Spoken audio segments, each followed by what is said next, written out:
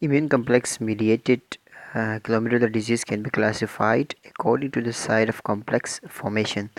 The site also partly dictates whether the disease would give rise to either a nephritic or a nephrotic clinical presentation. Where does the immune complex depositions forms in the membranoproliferative glomerulonephritis? So here it is demonstrating the pathological condition of a kidney in which there will be immune deposition in various parts of the glomerular apparatus. It may be the accumulation of these immune complex into the under the endothelial membrane, or into the mesangium, or under the sub epithelial membrane. So these are the various places where the immune complex can be deposited in case of nephritic and nephrotic syndromes. So these depositions, depending upon their location, that where it accumulate and what type of disorders they give, we divided these pathological conditions into different morphologies of the renal pathology. So in this condition, they ask about the membranoproliferative glomerulonephritis. It can be nephrotic, and it sometime it might be a nephritic syndrome. So in this condition, mostly if you look the membrane of the endothelium, okay, so in the glomerulus, all the capillary is not completely covered by the for example, I will draw here.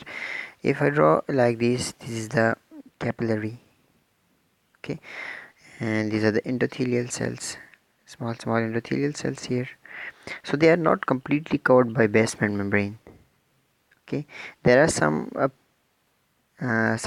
space between the adjacent um, cells, endothelial cell, okay, and here the mesangium we have. Okay, so there are certain spaces between the endothelium and the mesangium. There are certain spaces.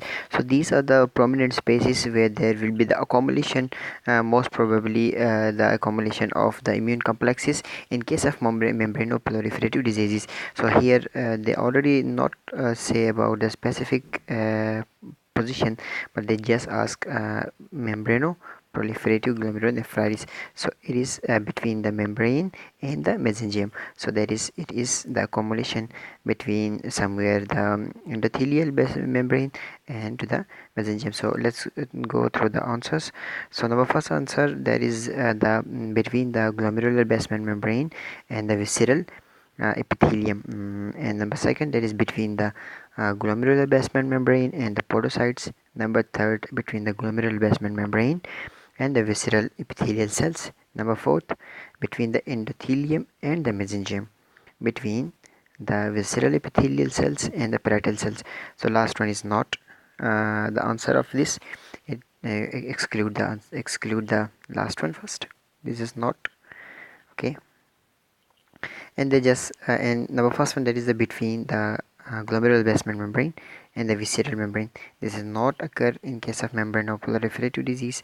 Okay, the second one is also not. So as I said that there will be the accumulation of the immune deposits into the space between the endothelium in the mesangium, because there are certain minor spaces which is not covered completely by the glomerular membrane. So these are the spaces between the endothelium and the mesangium, and these are the point where there will be the accumulation of the immune deposits. So the answer will be D.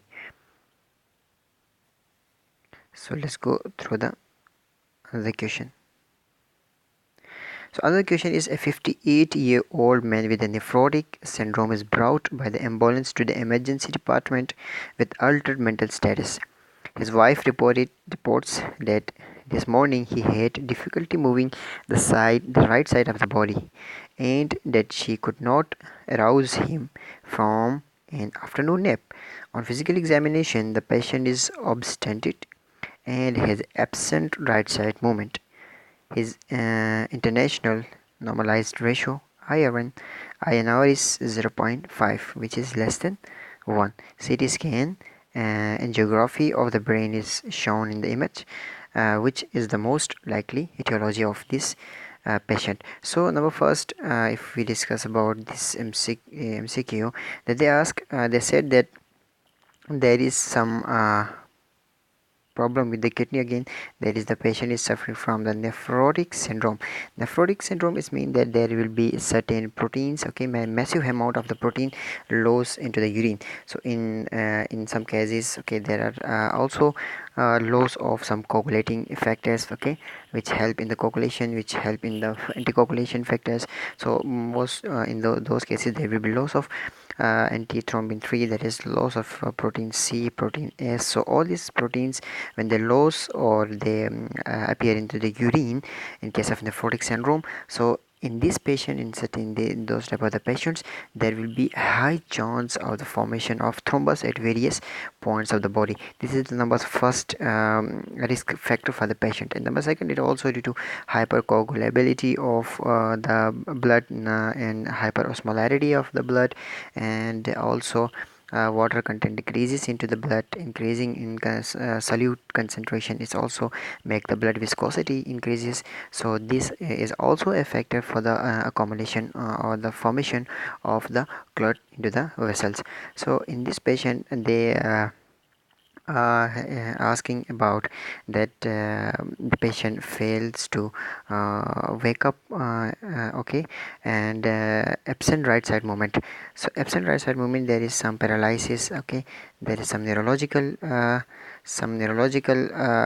abnormalities, okay, which leads to the failure of the right side movement of the body. And number third point that we should know, that is the INR. INR is a point for investigation, that whenever the INR decreases or less than 1, we should think about that the patient is vulnerable and the patient is more prone to the formation of clot. And if the INR value is more than 1, then we can say that the patient is prone for the hemorrhages. So in this condition, the patient is more prone to the formation of the clot. So in this uh, in this question, the one thing is clear, that the patient has a nephrotic syndrome, and that will be the patient has a high chance of the formation of the clot. So our idea will directly go to the point that somewhere in the brain there will be, or there is some clot which obstruct the artery and causes the brain damage. So here is the answers and the CT scan of the brain. So if you look the CT scan, we can see that the cerebral arteries, okay, medial cerebral arteries, the posterior cerebral arteries, so all these arteries are presenting here. So go through the answers. Number first answer is that the patient decreases antithrombin 3 level. Number B, increase factor 2 level. Number C, decrease fibrinogen level. Number D, decrease protein C level. And number E, increase protein C level.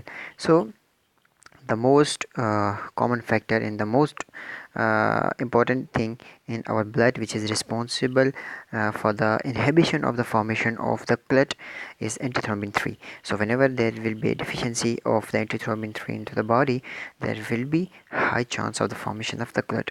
So in this case, the answer should be A, that is decrease antithrombin 3, because the patient is also suffering from the nephrotic syndrome. So this condition lead to the formation of clot into the artery. So we can see in the cerebral middle cerebral artery, there will be formation of some sort of clot into the brain. Thank you.